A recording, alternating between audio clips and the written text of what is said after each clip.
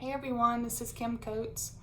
I want to talk to you today about a topic that's been kind of going around social media the last couple days, and you may not be aware of it or understand what's going on. So I just kind of want to give you a little bit of background that, because I've been talking about this project for the past year, and that's the state of Louisiana is building a levee around Laplace. This is not something new. It actually went to Congress in 1971 before I was ever born. And then on September 20th, 1974, they passed a resolution. Well, in the early 80s, they began the studies, and by 87, it was shown that it was not economical or environmentally acceptable to build this project.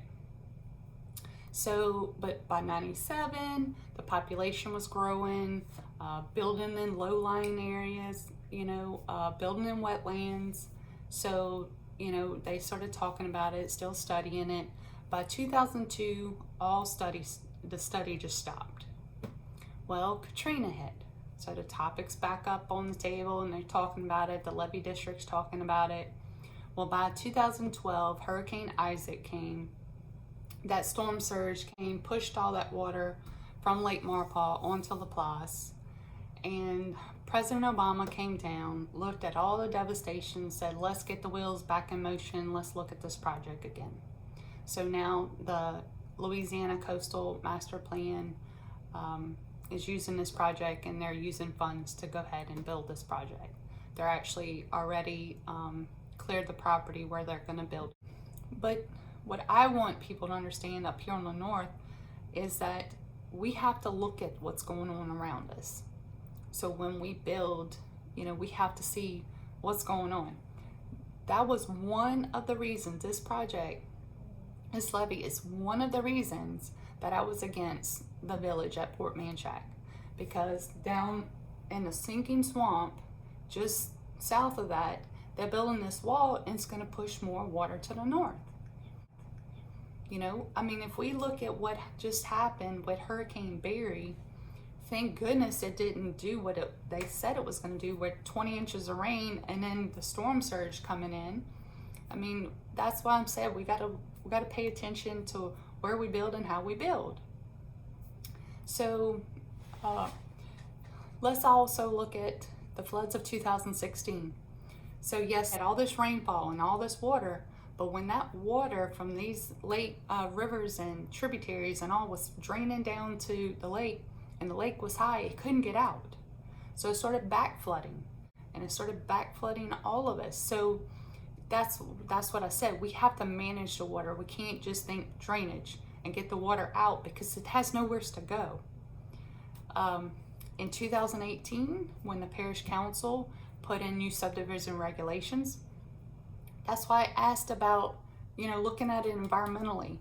Like, let's look at the hydrology. Let's look at the state coastal master plan showing all of this on the south end of the parish in our lifetime, possibly, and even definitely in our kids' lifetime.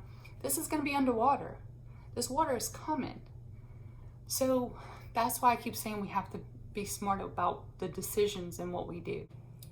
So earlier this year, during the state legislation, I actually went to the state capitol during Coastal Day to meet people, make some contacts, and get resources, learn what's going on, how people are building differently, and what projects are being done, because Louisiana is getting to the point where we're living with water, and we have to learn how to manage it.